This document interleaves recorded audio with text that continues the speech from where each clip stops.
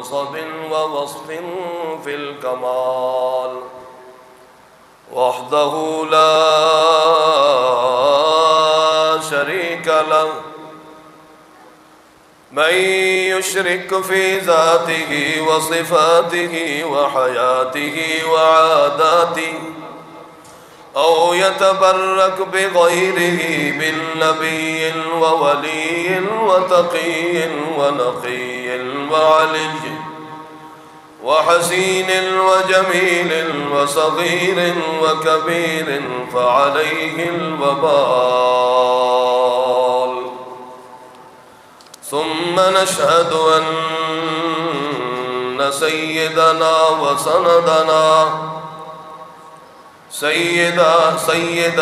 وسندنا ونبينا ومولانا وأولانا مؤيدنا ومؤيدنا ومخدومنا ومنصومنا ومطلوبنا ومحبوبنا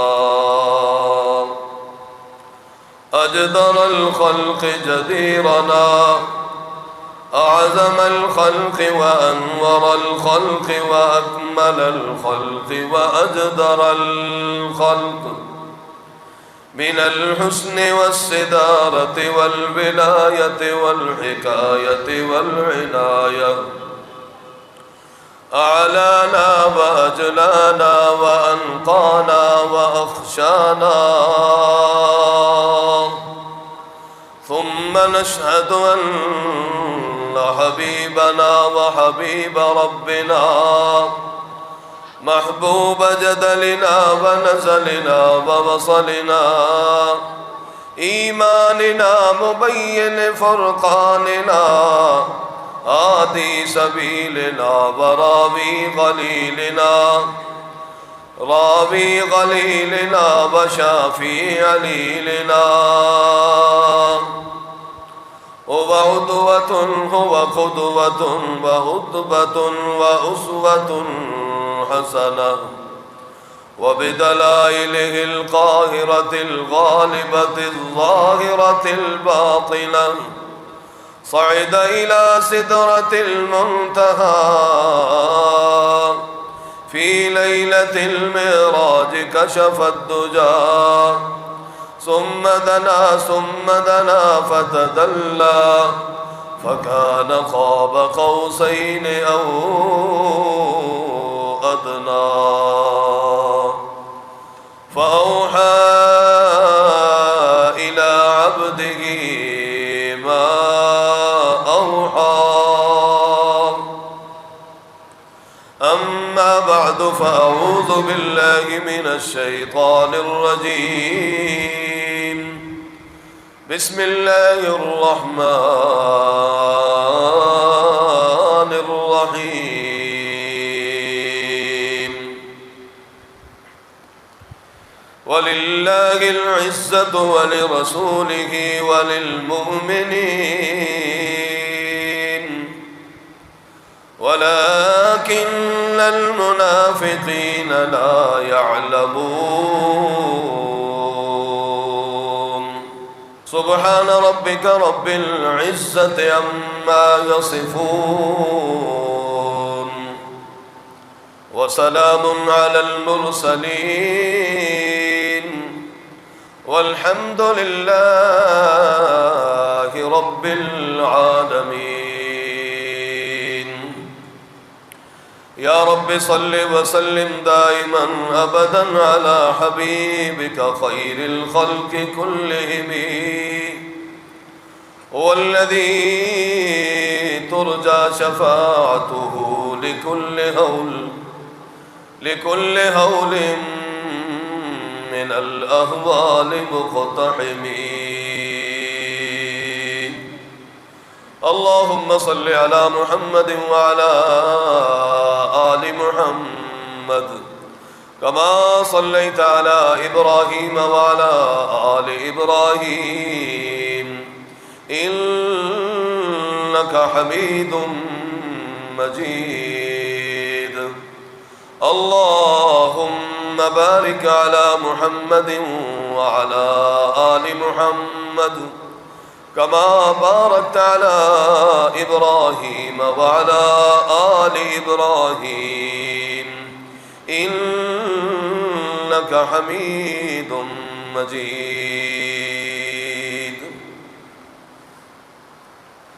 تکبیر تو اب بھی ہوتی ہے مسجد کے مینار سے اے انور، جس تکبیر سے دل ہل جاتے تھے وہ تکبیر لگانا بھول گئے۔ فضائے بدر پیدا کر فرشتے تیری نصرت کو اتر سکتے ہیں گردوں سے، قطار اندر قطار اب بھی۔ آج کے خطبے کا موضوع ہے حقیقی لذت اور حقیقی عزت ایمان اور عبادت میں ہے۔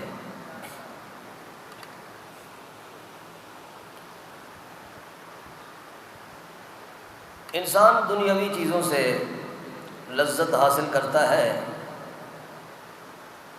اور جو چیزیں لطف دینے والی ہیں ان سے لطف اندوز ہوتا ہے، لیکن یاد رکھیے دنیاوی لذتیں عارضی اور فانی لذتیں ہیں، بلکہ بعض لذتیں تو پشیمانی اور ذلت میں بدل جاتی ہیں،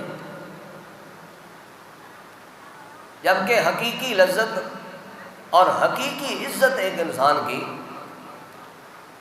وہ ایمان میں ہے اور اللہ کی خالص عبادت میں ہے۔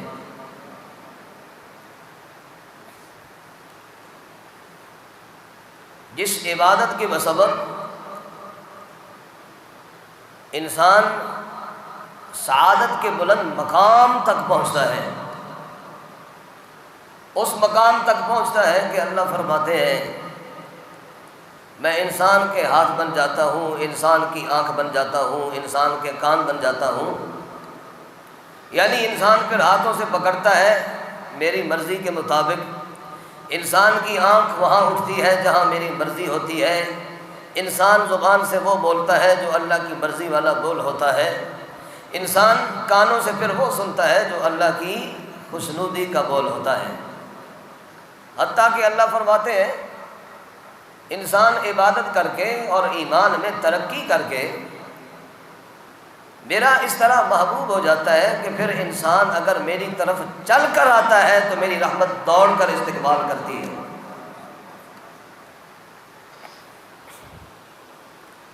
نبی اکرم صلی اللہ علیہ وسلم نے ارشاد فرمایا جس نے اللہ کو رب تسلیم کر لیا، دین اسلام کو تسلیم کر لیا اور محمد الرسول اللہ صلی اللہ علیہ وسلم کے نبی اور رسول ہونے پہ راضی ہو گیا، ذاق طعم الایمان، اس نے ایمان کا ذائقہ چکھ لیا۔ جو اللہ کے رب ہونے پر، دین کے اسلام کے دین ہونے پر اور محمد الرسول اللہ صلی اللہ علیہ وسلم کے سچے رسول اور نبی ہونے پر راضی ہو گیا، اس نے ایمان کا ذائقہ اور مٹھاس پا لی۔ اس سے پتہ چلتا ہے کہ ایمان کا بھی ذائقہ ہے، اور جس طرح یہ زبان ہے نا دنیاوی چیزیں چکھتی ہے، ذائقہ محسوس ہوتا ہے، بالکل اسی طرح ایمان کا بھی ذائقہ ہے۔ نبی علیہ السلام نے ایک حدیث میں فرمایا ثلاث من کن فیہ وجد بہن حلاوۃ الایمان،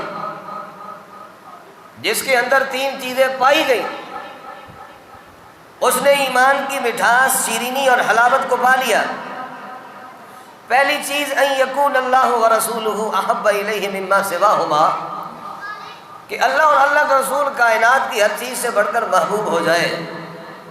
بندہ کسی سے محبت کرے تو اللہ کی وجہ سے، بغض رکھے، نفرت رکھے تو اللہ کی وجہ سے، اور اسلام لے آنے کے بعد کفر کی طرف جانا اور کفریہ کام کرنا انسان کے لیے اسی طرح ناپسند اور مبغوض ہو جائے جس طرح انسان کے لیے آگ میں جلنا ناپسند اور مبغوض ہوتا ہے۔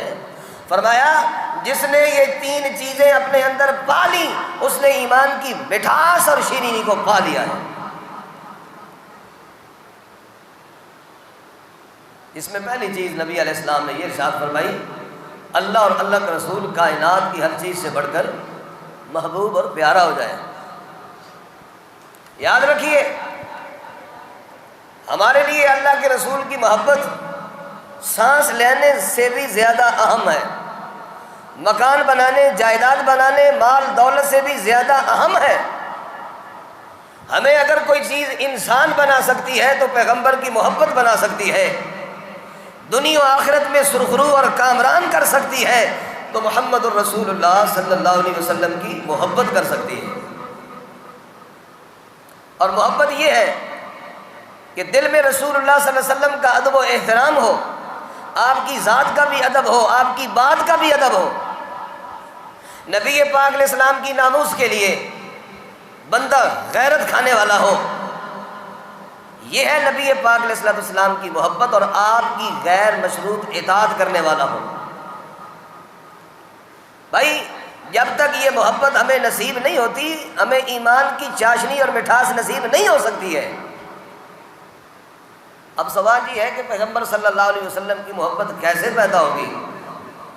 تو آپ بس سوچ لیجئے، تھوڑا سوچ لیجئے۔ کیا سوچ لیجئے؟ یہ سوچ لیجئے کہ ہمارے پاس سب سے بڑی دولت لا الہ الا اللہ محمد الرسول اللہ ہے۔ یہ لا الہ الا اللہ محمد الرسول اللہ کس کے واسطے سے ہمیں ملا؟ نماز جیسی اہم عبادت کس کی برکت سے ملی؟ خیر امت ہونے کا اعزاز اور لقب کس کی برکت سے ملا؟ ہمیں مسلمان اور مومن ہونے کا اعزاز کس کی برکت سے ملا؟ ہمیں وضو، غسل، طہارت، پاکیزگی کس کی برکت سے نصیب ہوئی؟ بندہ بس یہ سوچ لے کہ ہمیں رمضان، روزے، حج اور عمرہ جیسی بڑی عبادتیں کس کی برکت سے نصیب ہوئیں۔ اس میں کوئی شک نہیں کہ یہ سب چیزیں اللہ پاک نے عطا کی ہیں، لیکن اللہ پاک نے یہ سب چیزیں محمد الرسول اللہ صلی اللہ علیہ وسلم کے واسطے سے عطا کی ہیں۔ جب ہمارے پاس ایمان ہے پیغمبر کی وجہ سے، نماز ہے، روزہ ہے، زکوٰۃ ہے، غسل ہے، پاکیزگی ہے، طہارت ہے، امانت ہے، دیانت ہے، صداقت ہے، حتیٰ کہ ہمارے پاس ہر خوبی ہے پیغمبر صلی اللہ علیہ وسلم کی وجہ سے ہے۔ ہمیں جنت کا راستہ پیغمبر نے دکھایا، ہمیں جہنم سے پیغمبر نے ڈرایا ہے، تو پھر ہمارے دل میں رسول اللہ صلی اللہ علیہ وسلم کی محبت بھی ہر چیز سے بڑھ کر ہونی چاہیے۔ یہ ایمان کا تقاضا ہے۔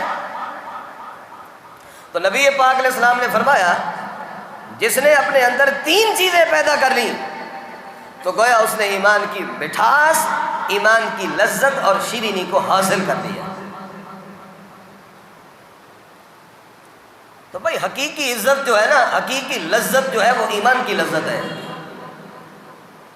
حقیقی لذت اعمال کی لذت ہے، حقیقی لذت عبادت کی لذت ہے۔ نماز پڑھنے کے اندر عجیب ہی لذت ہے، عجیب ہی لذت ہے، اس لیے کہ نماز جب بندہ پڑھتا ہے تو اپنے رب سے سرگوشیاں اور مناجات کرتا ہے۔ اس لیے نبی پاک علیہ السلام نے فرمایا قرۃ عینی فی الصلاۃ، اللہ پاک نے میری آنکھوں کی ٹھنڈک رکھی ہے تو نماز میں رکھی ہے۔ حالانکہ نبی پاک علیہ السلام، اللہ پاک نے آپ کو کتنا بڑا دل دیا، دل کے اندر کتنی وسعتیں رکھی۔ آپ علیہ السلام کو طائف کے میدان میں لہولہان کر دیا گیا، لیکن آپ نے بد دعا نہیں کی۔ کتنے موقع آئے، سوشل بائیکاٹ ہوا، مکے سے بے دخل کر دیا، لیکن آپ نے بد دعا نہیں کی۔ لیکن جب کفار کی وجہ سے میرے پیغمبر کی 4 نمازیں قضا ہو گئیں تو نبی اکرم صلی اللہ علیہ وسلم نے بد دعا کر ڈالی، اس لیے کہ آپ کو نماز میں جو لذت، جو مٹھاس اور نماز کی حالت میں جو آپ کی آنکھوں کی ٹھنڈک نصیب ہوتی تھی، جب کفار کی وجہ سے میرے پیغمبر کی نماز رہ گئی تو آپ نے بد دعا کر ڈالی، ملأ اللہ قبورہم وبیوتہم نارا قد شغلونی عن الصلاۃ، اللہ پاک ان کافروں کے گھروں اور قبروں کو آگ سے بھر دے، ان کی وجہ سے میری نماز رہ گئی۔ تو حقیقی لذت نماز میں ہے، حقیقی لذت قرآن کی تلاوت میں ہے، حقیقی لذت قیام اللیل میں ہے، رات کو تہجد پڑھنے میں ہے بھائی۔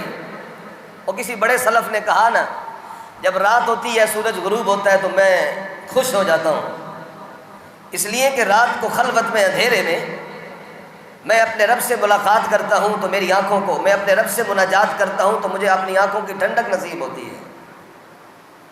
تو لذت ان چیزوں میں ہے، قیام اللیل میں ہے، قرآن مجید کی تلاوت میں لذت ہے۔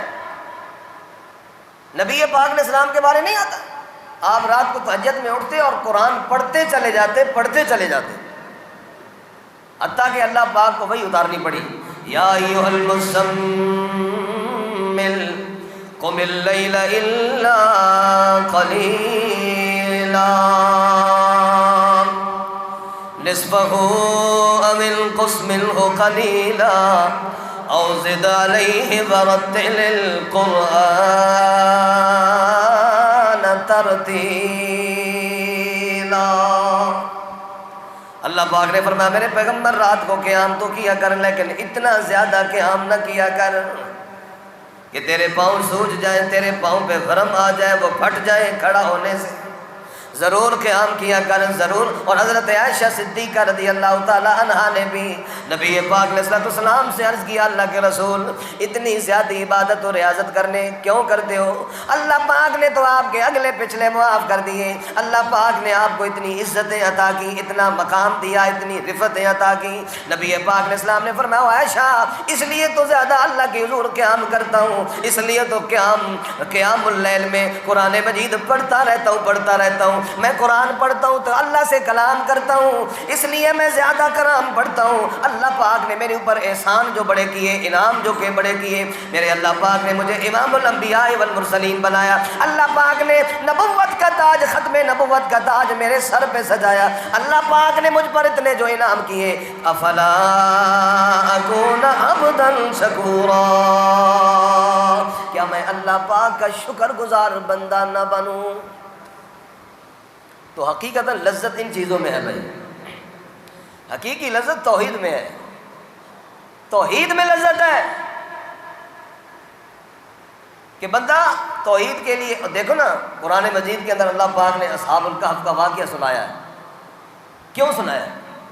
اصحاب الکہف کو ایمان کی اس طرح لذت نصیب ہو گئی تھی، توحید کی لذت اس طرح نصیب ہو گئی تھی کہ انہوں نے اس لذت کے پیچھے اپنے رشتہ دار، اپنی برادری، کنبہ، قبیلہ، اپنا مال دولت سب کچھ قربان کر دیا۔ آخر توحید کی لذت اور ایمان کی لذت نہ ہوتی تو وہ یہ چیزیں کیسے قربان کرتے؟ نحن نقص عليك نبأهم بالحق انهم فتية آمنوا بربهم وزدناهم هدى وربطنا على قلوبهم اذ قاموا فقالوا ربنا رب السماوات والارض۔ حالانکہ نوجوان تھے، اور نوجوانی کی عمر جو ہوتی ہے بڑی مستانی عمر ہوتی ہے، اس میں بڑی خواہشات ہوتی ہیں، لیکن بھائی جسے جوانی کی عمر میں اللہ پاک توحید کی لذت نصیب کر دے، ایمان کی لذت نصیب کر دے، پھر وہ خواہشات چھوڑ دیتا ہے، پھر وہ کنبہ، قبیلہ، برادری، مال دولت سب کچھ ایمان کے لیے، اللہ پاک کی توحید کے لیے قربان کر دیتا ہے۔ بس بات تو اتنی تھی، بادشاہ نے کہا یہ جو بت ہے اس کے سامنے سجدہ کرو، لیکن یہ اللہ کے ولی، رجسٹرڈ ولی جنہیں قرآن ولی کہتے ہیں، کھڑے ہو گئے۔ انہوں نے کہا یہ ہمارے ایمان کے خلاف ہے کہ جس اللہ پاک نے یہ پیشانی پیدا کی ہے، ہماری یہ پیشانی جھک سکتی ہے تو اسی کے آگے جھک سکتی ہے جس نے اسے بنایا ہے، ہماری اس زبان سے غائبانہ پکار نکل سکتی ہے تو اسی ذات کے لیے نکل سکتی ہے جو غائبانہ پکاریں سنتا ہے، ہمارے یہ ہاتھ اسی ذات کے آگے اٹھ سکتے ہیں، پھیل سکتے ہیں جو ذات بندے کی ساری پریشانیاں دور کرنے والی ہے، لہذا ہم اس کو سجدہ نہیں کرتے۔ بادشاہ نے کہا تمہاری جوانی پہ مجھے ترس آ رہا ہے، تو جوان بچے ہو تم، میں تمہیں 3 دن دیتا ہوں، ذرا اپنے عقیدے پہ نظر ثانی کر لو، سوچ لو، تمہارے لیے بڑا نقصان ہوگا۔ تو انہوں نے کیا سوچنا تھا، وہ تو فیصلہ کر چکے تھے۔ کہ ایمان کے لیے، توحید کے لیے جان، مال، وقت، رشتہ دار، برادری، کنبہ، قبیلہ، یہ اگر ہمیں چھوڑنا پڑا تو ہم چھوڑنے کے لیے تیار ہیں۔ چنانچہ وہ چھوڑ گئے۔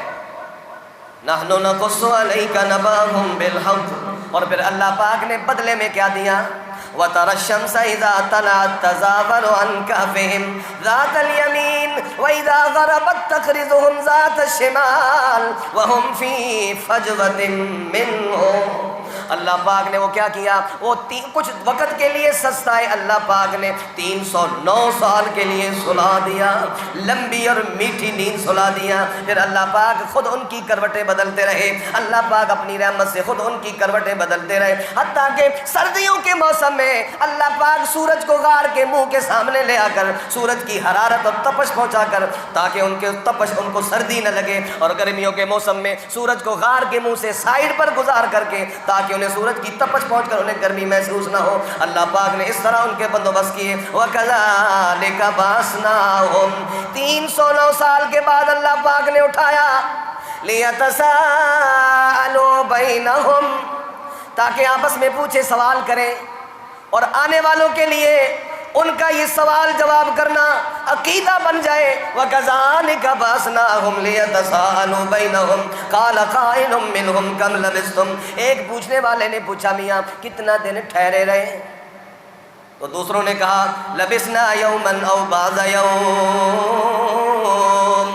یار دن ٹھہرے ہیں یا دن کا کچھ حصہ ٹھہرے ہیں، پھر کچھ جو باقی بچ جائے تھے۔ انہوں نے کہا چھوڑو تم اس بات کو، ہم کتنی دن تیرے ٹھہرے رہے، کتنی دیر ٹھہرے رہ گئے، چھوڑو اس بات کو۔ ربکم اعلم بما لبثتم، یہ اللہ کا کام ہے، یہ رب کو پتہ ہے ہم کتنے ٹھہرے رہے۔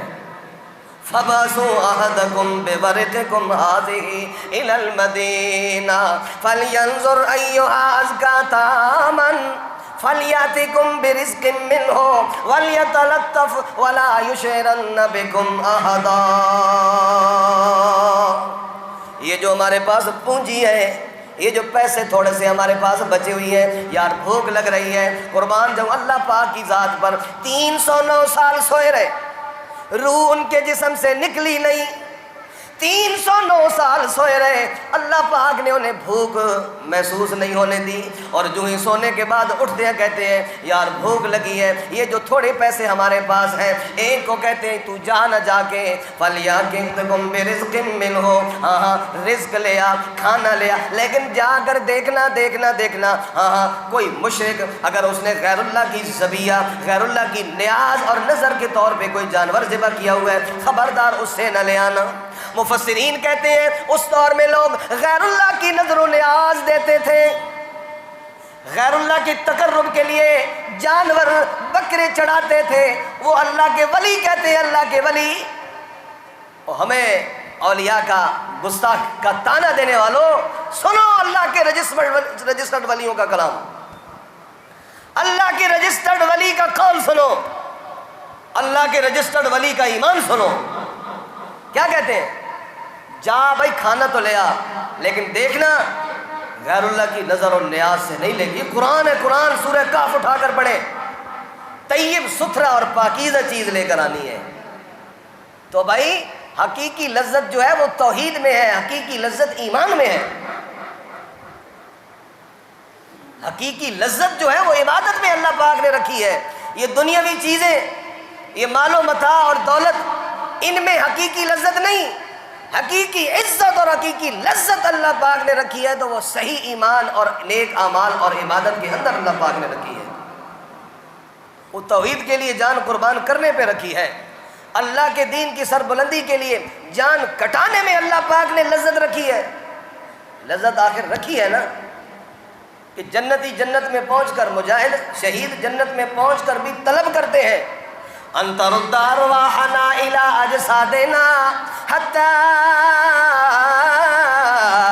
نقتل في سبيلك مرة اخرى۔ اللہ پاک جب احد کے شہیدوں سے پوچھتے ہیں ہاں کوئی طلب تمہاری، اللہ پاک نے حالانکہ انہیں ہر چیز میسر کر رکھی ہے، جنت کے ساتھ اور عرش کے ساتھ قنوت قنادیل لٹکا رکھی ہیں جن میں وہ بسیرا کرتے ہیں، جنت کی ساری نعمتیں استعمال کر رہے ہیں، اللہ پاک نے سب کچھ دے رکھا ہے، اس کے باوجود بھی اللہ پوچھتے ہیں او شہید ہو کوئی طلب ہو تو بتائیے۔ شہید کہتے ہیں اللہ جی ہماری کوئی طلب نہیں۔ اللہ پاک نے جب بار بار پوچھا تو شہیدوں نے اپنی طلب کیا پیش کی؟ اللہ جی اگر ہماری کوئی طلب پیش کرنا ہی منظور کرنا ہی چاہتے ہو تو انت رد ارواحنا الی اجسادنا حتی نقتل فی سبیلک مرۃ اخری، ہماری روح جو ہے ہمارے دنیاوی جسم میں لوٹا دیجئے۔ یہ مسلم شریف پڑھ رہا ہوں بھائی، شہید کہہ رہے ہیں وہ جو قرآن میں آتا ہے نا وَلَا تَحْسَبَنَّ الَّذِينَ قُتِلُوا فِي سَبِيلِ اللَّهِ أَمْوَاتًا، کہ جو اللہ کے راستے میں مارے جائیں انہیں مردہ نہ کہو۔ اس آیت کی تشریح ہو رہی ہے، سنو شہید کیا کہہ رہے ہیں؟ اللہ جی ہماری اگر آرزو اور طلب پوری کرنا چاہتے ہو انت رد ارواحنا الی اجسادنا، ہماری روح کو ہمارے دنیاوی جسم میں لوٹا دیجئے، حتی نقتل فی سبیلک مرۃ اخری، ہمیں اتنی لذت جنت میں بھی نصیب نہیں ہو رہی جتنی لذت اللہ تیری توحید کے لیے گردن کٹانے میں نصیب ہوئی تھی۔ اللہ اکبر۔ او میرے بھائیوں بزرگوں، خدا کی قسم جو لذت اللہ پاک نے ایمان میں رکھی ہے، توحید میں رکھی ہے، عبادت میں رکھی ہے، وہ لذت جنت میں بھی نہیں۔ اللہ کے راستے میں شہید ہونے کی جو لذت سرور، وہ تبھی تو بھائی شہید کہہ رہے ہیں کہ اگر ہماری کوئی آرزو پوری ہی کرنی ہے تو ہماری روح کو ہمارے جسم میں لٹا دیجئے یہاں تک کہ ہم تیرے راستے میں دوبارہ شہید ہو جائیں۔ اللہ اکبر۔ لیکن پہلے ایمان بنانا پڑتا ہے، جس کا ایمان بن جائے نا خدا کی قسم پھر اسے یہ دنیاوی چیزیں اور کاروبار اور کوٹھیاں اور کاریں اور یہ دنیاوی چیزیں، خدا کی قسم ان چیزوں کی اس کی آنکھ میں ایک ذرے کے برابر بھی حیثیت نہیں ہوتی ہے۔ اس کو لذت اور اسے سرور ملتا ہے تو اللہ کی عبادت میں۔ وہ دیکھو احد کا میدان منظر ذرا سامنے لائیں، نبی پاک علیہ السلام لڑنے کے لیے فوجیوں کی بھرتی کر رہے ہیں، سلیکشن ہو رہی ہے۔ اللہ اکبر۔ اگر نبی پاک علیہ السلام باقاعدہ پوچھ رہے ہیں کہ ہاں بھائی آپ کے گھر میں بوڑھے والدین ہیں، فوجیوں سے پوچھ رہے ہیں ہاں تمہارے گھر میں بوڑھے والدین ہیں اور ان کی خدمت کرنے والا ہے کہ کوئی نہیں؟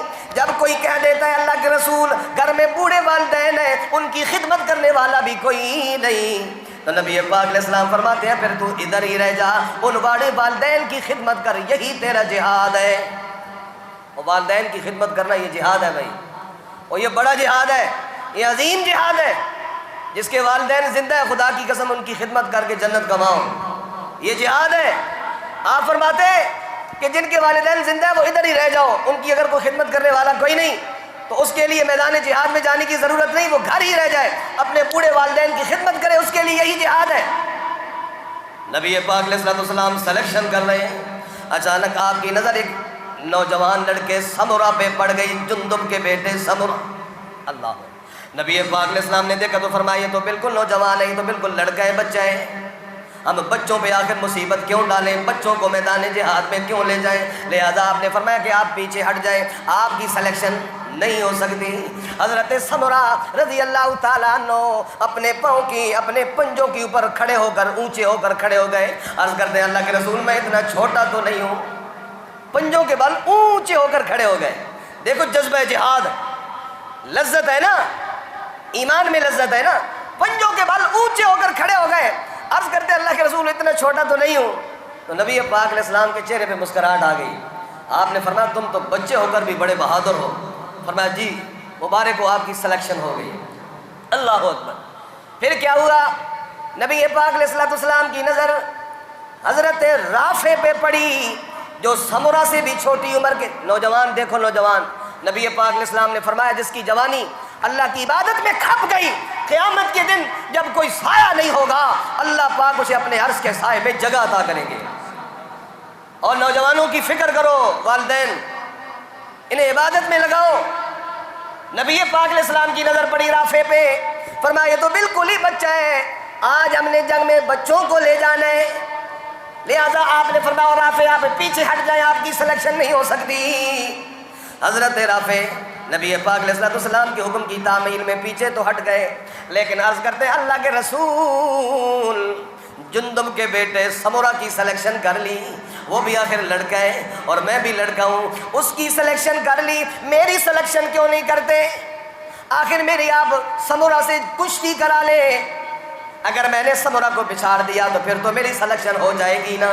نبی پاک علیہ السلام نے فرمایا ٹھیک ہے، چنانچہ کشتی ہو رہی ہے، حضرت رافع اور حضرت سمورہ جو نوجوان لڑکے ہیں، کشتی ہو رہی ہے، بچے ہیں، کشتی ہو رہی ہے، اور پھر جب جو لوگ کشتی ہونے لگی تو رافع نے چپکے سے سمورہ سے کان میں کہہ دیا میرے اوپر اگر آج احسان کر دے ساری زندگی میں تیرا احسان مند رہوں گا، ایسا کر کے تو آج اپنے آپ کو گرا دے، تو نے مجھے گرانا نہیں، آج تو نے اپنے آپ کو گرا دینا ہے، جب میں زور لگاؤں تو تو نے گر جانا ہے تاکہ میری بھی سلیکشن ہو جائے، میں بھی جا کے اپنا تلوار چلا کے اللہ پاک کو راضی کر سکوں، لذت اور سرور حاصل کر سکوں۔ اگر آج تو گر جاتا ہے خدا کی قسم ساری زندگی اور سمورہ میں تیرا احسان مند رہوں گا۔ چنانچہ ایسا ہی ہوا، حضرت سمورہ گر گئے، نبی پاک علیہ السلام حقیقت کو بھانپ چکے تھے، آپ نے فرمایا ٹھیک ہے سلیکشن تو آپ کی ہو گئی، لیکن آپ جو خسر کر رہے تھے وہ کیا تھی؟ تو دیکھو عرض کرنے کا مقصد یہ ہے کہ نوجوان بچے ہیں، نوجوان بچے ہیں، اور کس قدر جذبہ جہاد ان کے اندر اللہ پاک نے رکھ دیا ہے۔ حالانکہ ان کے لیے حضرت عمرو بن جموح کو دیکھ لو، صحابہ جن کے 4 بیٹے میدان جہاد میں الگ سے شریک ہیں، نبی پاک علیہ السلام نے فرمایا آپ بوڑھے بھی ہو، آپ معذور بھی ہو، بچے بھی آپ کے شریک ہو رہے ہیں، لہذا آپ نہیں جائیں۔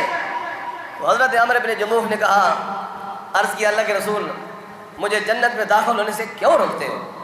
میں اسی لنگ کے ساتھ جنت میں جانا چاہتا ہوں۔ یہ جذبہ تھا بھائی، یہ لذت ہے عبادت میں، اللہ کی اطاعت میں، اللہ کی توحید کے لیے فنا ہونے میں، یہ لذت ہے، اور یہ حقیقی لذت ہے۔ یہ دنیاوی چیزوں کی لذت عارضی ہوتی ہے، اور یاد رکھیں یہ دنیاوی جتنی بھی چیزیں ہوتی ہیں نا، ان کی لذت صرف ایک دفعہ ہوتی ہے، ایک دفعہ۔ آپ نے مثال کے طور پر کوئی اچھی ڈش کھا لی تو جب کھائی اس وقت آپ کو لذت مل گئی بس، لیکن یہ جو عبادت ہے نا، عبادت اس کی لذت 3 دفعہ نصیب ہوتی ہے۔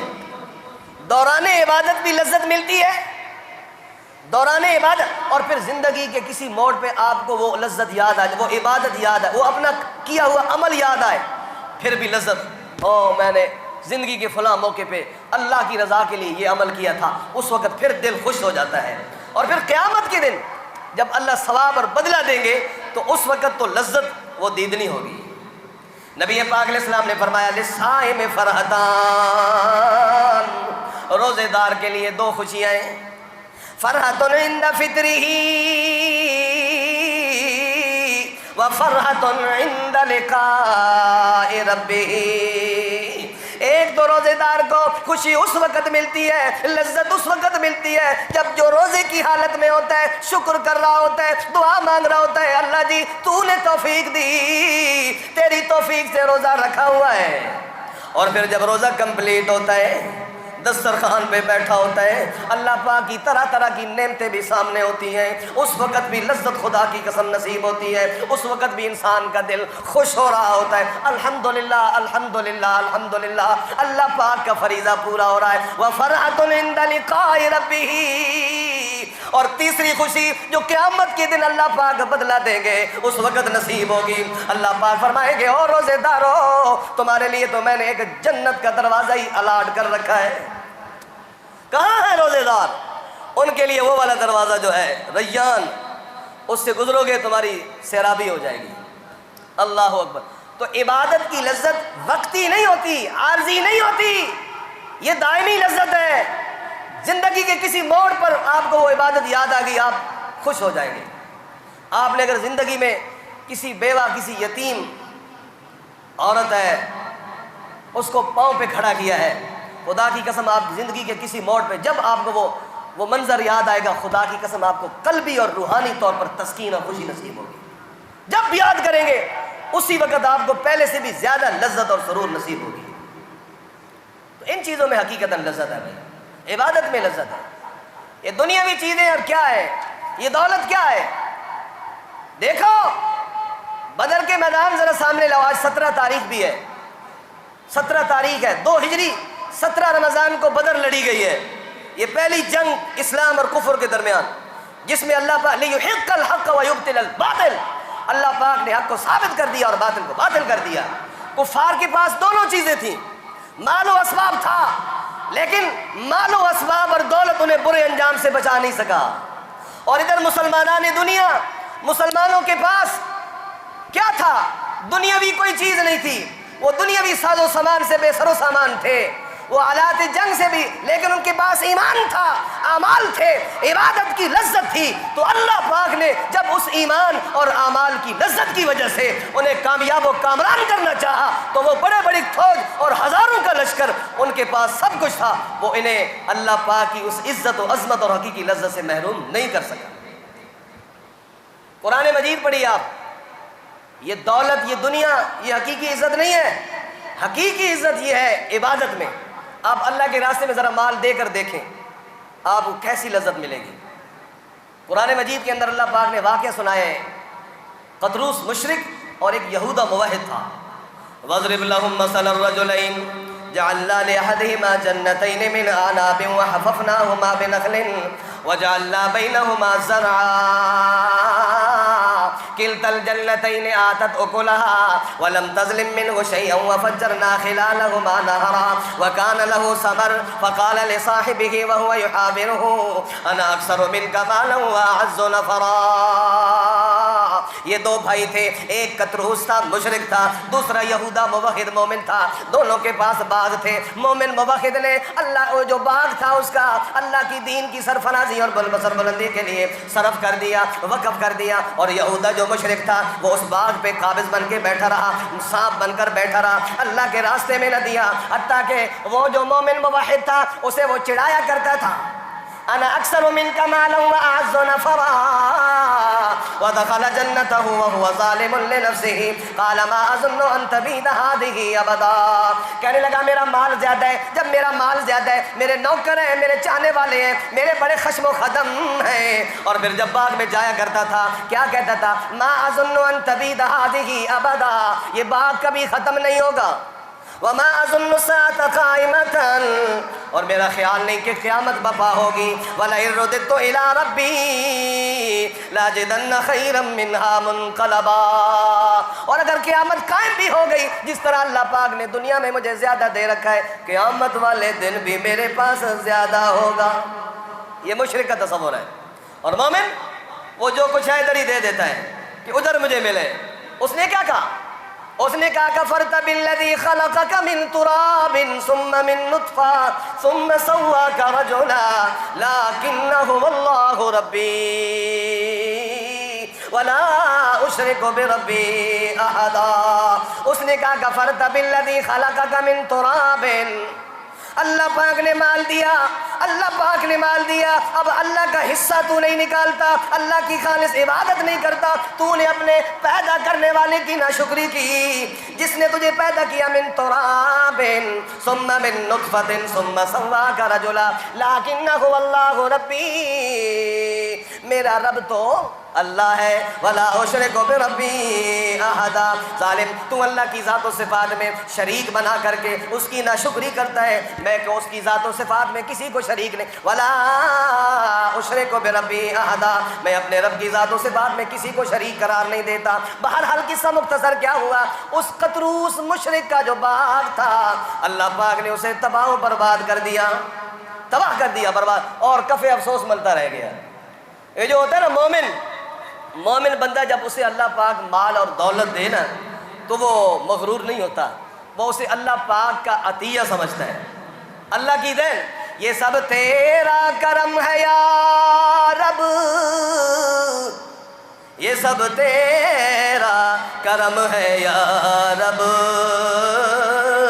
کہ بات اب تک بنی ہوئی ہے، ہم کہاں تھے اس کے قابل، یہ سب تیری ہی بندہ پروری ہے۔ وہ مال اللہ کا عطیہ خیال کرتا ہے، اللہ کی دین خیال کرتا ہے، اور جو بدبخت انسان ہوتا ہے وہ مغرور ہو جاتا ہے، وہ مغرور ہو جاتا ہے، مال کی وجہ سے گھمنڈ میں مبتلا. اور جب کوئی بندہ اسے سمجھائے میاں اللہ پاک کا دیا ہوا ہے، غرور نہ کر، اسی مال کے ذریعے اللہ پاک کا قرب حاصل کر، تو وہ کیا ہوتا ہے؟ اکڑ جاتا ہے، اکڑ جاتا ہے، جس طرح قارون اکڑا تھا. کہا تھا وابتغ فیما آتاک اللہ الدار الآخرہ ولا تنس نصیبک من الدنیا واحسن کما احسن اللہ الیک ولا تبغ الفساد فی الارض ان اللہ لا يحب المفسدین. قال انما اوتیتہ علی علم. کہنے لگا یہ میرا اپنا ہے، یہ میری اپنی کاریگری ہے، یہ میری اپنی محنت ہے، میرے پاس جو کچھ ہے یہ میری پھر کیا نتیجہ؟ فخسفنا به وبداره الارض فما كان له من فئة ينصرونه من دون الله وما كان من المنتصرين. اللہ پاک نے قارون کو بھی اس کے سارے مال و دولت کو، جو اتنا بڑا مال و دولت تھا، خزانے تھے، اللہ پاک نے سب کو زمین بوس کر کے رکھ دیا. اس لیے زمینداروں جن کی فصلیں ہیں، اللہ کا حصہ نکالنا ہے، اس مدرسے کو یاد رکھنا ہے. قرآن مجید کوئی چیز چھوڑتا نہیں ہے. میں اپنی اسی موضوع کو آگے بڑھاؤں. انا بلوناہم کما بلونا اصحاب الجنہ. اللہ پاک نے قصہ اور واقعہ بھی نقل فرمایا. اس کے اندر کیا ہے کہ ایک بڑا مسلمان موحد انسان تھا، اس کا باغ تھا، اور اس باغ میں سے اس کے 3 حصے کر دیا کرتا تھا. ایک حصہ غرباء فقراء کے لیے، ایک اپنی بیوی بچوں کے لیے، اور ایک حصہ اسی باغ پر، یعنی اسی کی ضروریات پہ وہ صرف کر دیا کرتا تھا.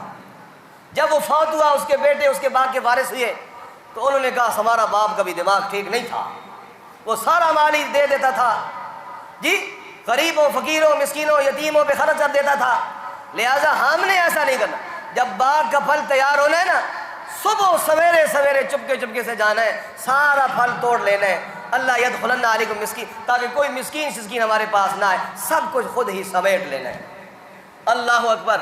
انا بلوناہم کما بلونا اصحاب الجنہ اذ اقسموا لیصرمنها مصبحین ولا یستثنون. اللہ پاک کے حق کا انہوں نے استثناء نہیں کیا. کہنے لگے ہمارا باپ تو بڑا سارا ہی مال صرف کر دیتا تھا، لیصرمنها، ہم صبح جا کر جلدی باغ کا پھل توڑ لیں گے. ولا یستثنون، اللہ پاک کے حق کا انہوں نے استثناء نہیں کیا.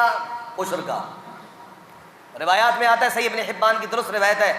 اللہ اکبر. فرمایا آپ علیہ السلام نے پہلی امتوں کا ایک واقعہ سنایا کہ ایک بندہ جا رہا تھا اور جاتے جاتے اسے ایک آواز سنائی دی. اس نے توجہ کی تو بادل سے آواز آ رہی ہے اور بادل کو کہنے والا کہہ رہا ہے بادل اور چل اور فلاں کی زمین پہ برس، اور باقاعدہ اس زمین کے مالک کا نام لیا جا رہا تھا. وہ تو حیران ہو گیا. چنانچہ وہ اس بادل کے پیچھے چل پڑا. وہ ایک جگہ پہ برسا، پانی اکٹھا ہو کے ایک نالی کی صورت میں ایک طرف جانے لگا. وہ بھی اس پانی کے پیچھے چل پڑا، یہاں تک کہ کیا دیکھتا ہے، ایک زمیندار اپنی زمین میں کھڑا کدال لے کر پانی کے زمین کو سیراب کر رہا ہے. اس نے کہا اللہ کے بندے تو کون ہے، تیرا نام کیا ہے؟ اس نے کہا تجھے کیا ضرورت پڑی میرا نام پوچھنے کی؟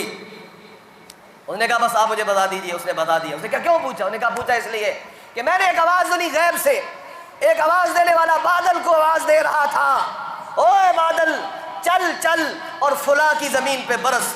چنانچہ وہ بادل برسا اور اس کا پانی تیری زمین کو سیراب کر رہا ہے. مجھے بتا تو کرتا کیا ہے؟ اس نے کہا مجھ سے پوچھتا ہے تو پوچھ. میں کیا کرتا ہوں، اس باغ سے اور اس زمین سے مجھے جو بھی فصل ملتی ہے نا، اس کے 3 حصے کرتا ہوں. کتنے؟ 3 حصے. ایک حصہ غرباء فقراء کے لیے مختص ہے.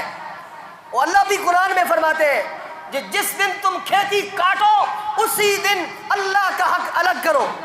تو میں اسی دن 3 حصے کر کے ایک حصہ غرباء اور فقراء کے لیے مختص کر دیتا ہوں، اور ایک حصہ اپنی بیوی بچوں کو کھلاتا ہوں، اور تیسرا حصہ اسی باغ کی ضروریات پہ لگا دیتا ہوں بیج کے طور پر. اس نے کہا ہاں تیرا یہی عمل ہے جس کی وجہ سے اللہ پاک نے بادلوں کو آرڈر کیا ہے کہ وہ تیری زمین کو جا کر سیراب کرے. اس لیے اللہ کے حق کو کبھی نہ بھولنا. یہ اللہ کے راستے میں دینے میں جو لذت، اور ذرا ابو الدحداح سے پوچھو، اور نبی پاک علیہ السلام سے جب انہوں نے یہ آیت سنی نا، لن تنالوا البر حتى تنفقوا مما تحبون، انہوں نے کہا مجھے تو سب سے پسندیدہ یہ باغ ہے. چنانچہ وہ عرض آئے اور نبی علیہ السلام سے عرض کیا کہ اللہ کے رسول، اے باغ جو ہے نا یہ لے لو، یہ وقف ہے، میں نے دے دیا ہے. اور جب واپس گئے تو اس کی بیوی ام دختاق اور اس کے بچے اسی باغ میں تھے. باہر کنارے پہ کھڑے ہو کے آواز دیتا ہے یا ام دختاق، اے ام دختاق اس باغ سے باہر نکل آئیے، یہ باغ تو میں نے اللہ کے لیے وقف کر دیا. وہ بیوی آخر صحابی کی بیوی تھی. اس نے کہا تو نے ایسا سودا کیا ہے جو گھاٹے والا سودا نہیں ہے. تو اس لیے میں عرض یہ کر رہا ہوں کہ لذت جو اللہ پاک نے رکھی ہے وہ عبادت میں رکھی ہے. حقیقی عزت اور لذت جو ہے، سرور اور سکون خدا کی قسم جو ہے وہ عبادت میں ہے. یہ دنیاوی چیزیں جو ہیں ان کی لذت عارضی ہوتی ہے، فانی ہے، اور عبادت کی لذت باقی رہنے والی لذت ہے، ہمیشہ رہنے والی لذت ہے.